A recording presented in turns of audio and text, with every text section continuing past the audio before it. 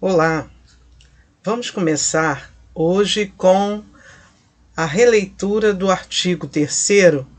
Nós paramos no artigo 3º.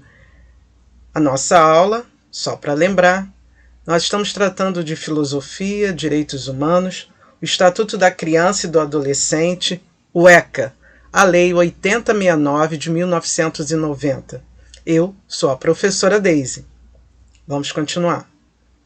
Então, nós paramos no artigo 3º. A criança e o adolescente gozam de todos os direitos fundamentais inerentes à pessoa humana, sem prejuízo da proteção integral de que trata esta lei, assegurando-se-lhes, por lei ou por outros meios, todas as oportunidades e facilidades a fim de lhes facultar o desenvolvimento físico, mental, moral, espiritual, social e em condições de liberdade e de dignidade. Então, toda vez que nós falamos de criança, nós temos que pensar num todo. O desenvolvimento físico, mental, moral, espiritual e social. Mas como é feito esse desenvolvimento? De que forma nós podemos contribuir para melhorar e desenvolver cada vez mais essa criança?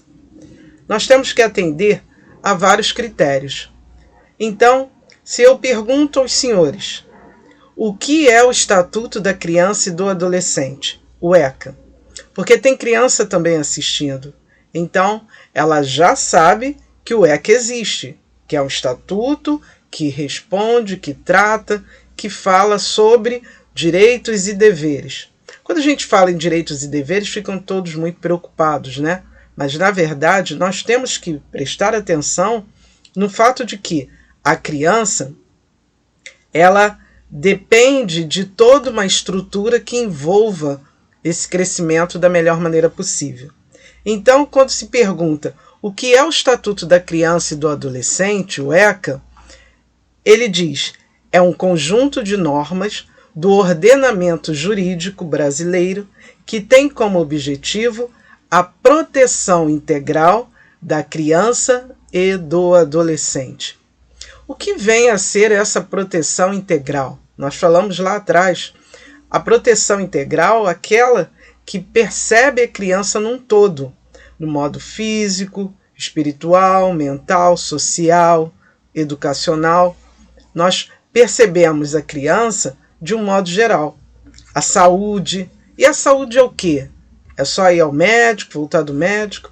A saúde também faz parte do quadro da educação de uma criança. A saúde mental, ela tem que ser saudável, ela tem que brincar, ela tem que se divertir. Isso faz parte de um desenvolvimento bastante importante para a criança. Então agora vamos para o artigo 4º.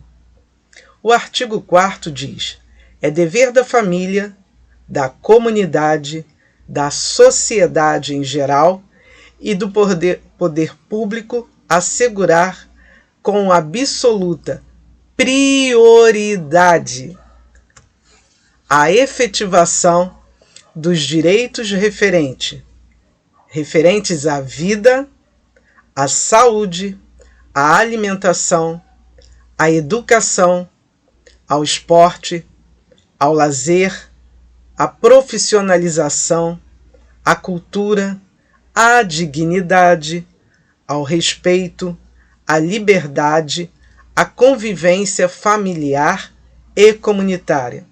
Nós vamos tratar, no decorrer das nossas aulas, cada ponto que se refere a essa efetivação dos direitos.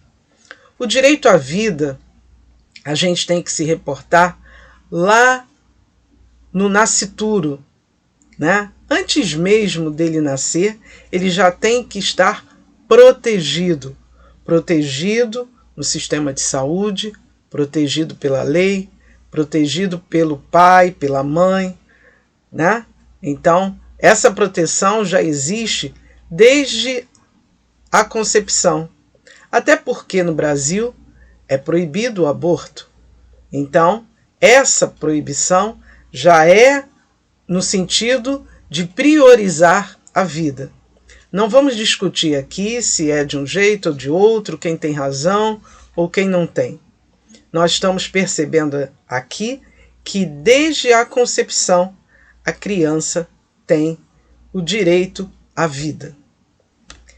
A saúde, principalmente, porque se ela é bem cuidada, desde lá nos primeiros momentinhos de vida, ela vai ter a saúde melhor.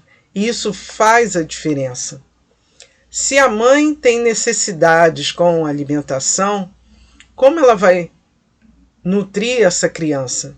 Essa criança vai ter problemas. Então, a saúde tem esse papel de cuidar, de zelar para que a criança, dentro da barriga da mãe, já possa ter uma adequação para que ela venha com muita saúde, com muito amor e vai ser uma criança com muito mais saber.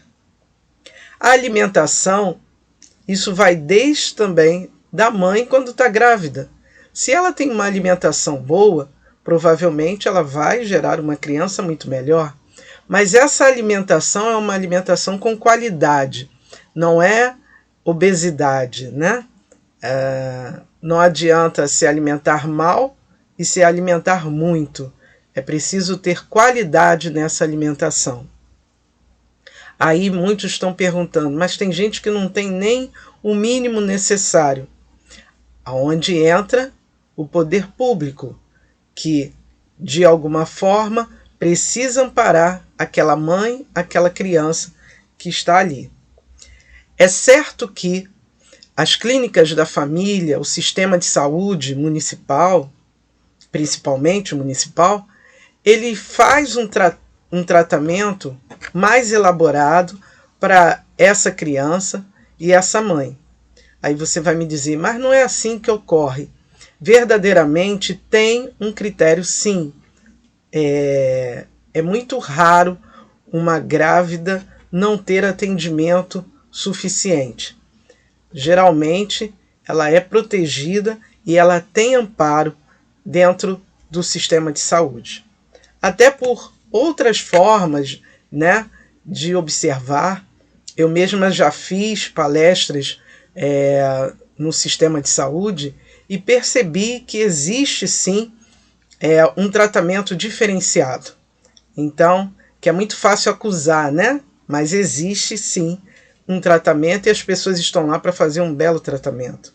Então, quanto à alimentação, é importante toda essa parte que está dentro da saúde. Então, vida, alimentação, saúde está ali num triângulo que é necessário estar equilibrado.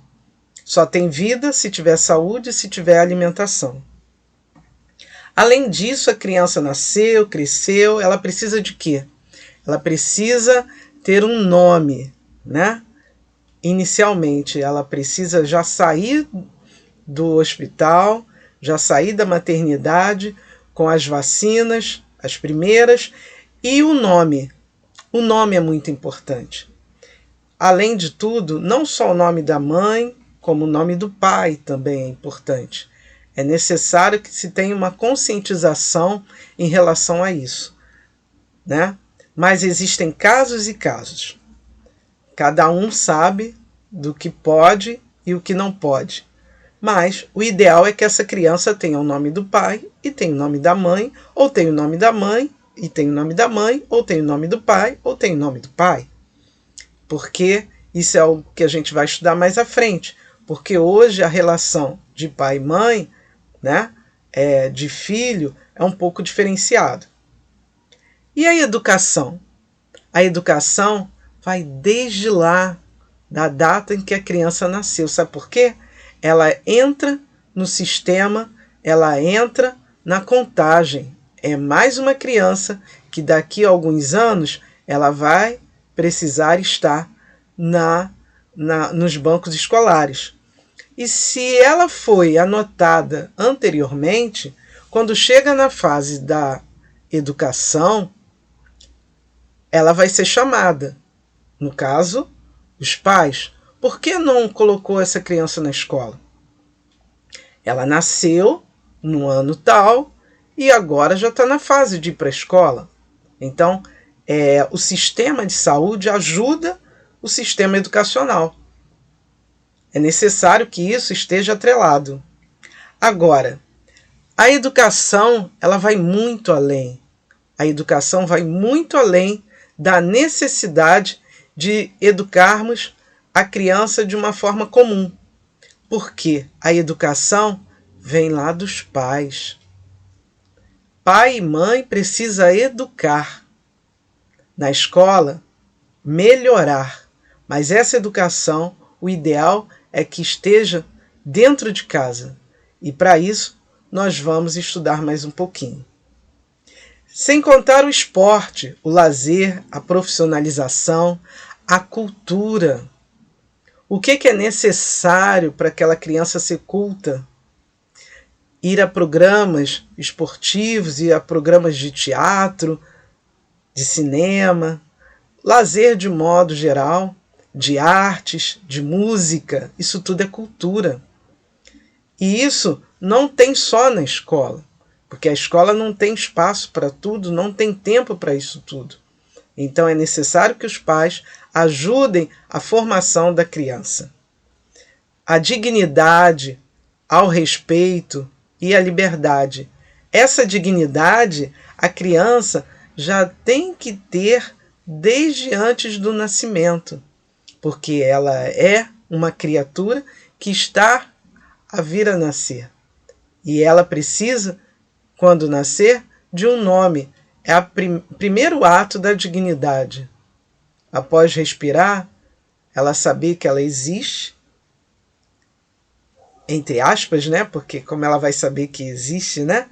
Mas no sentido de que os pais deveriam ter essa consciência. Ao respeito, esse respeito vai desde a concepção. A liberdade, a criança tem também.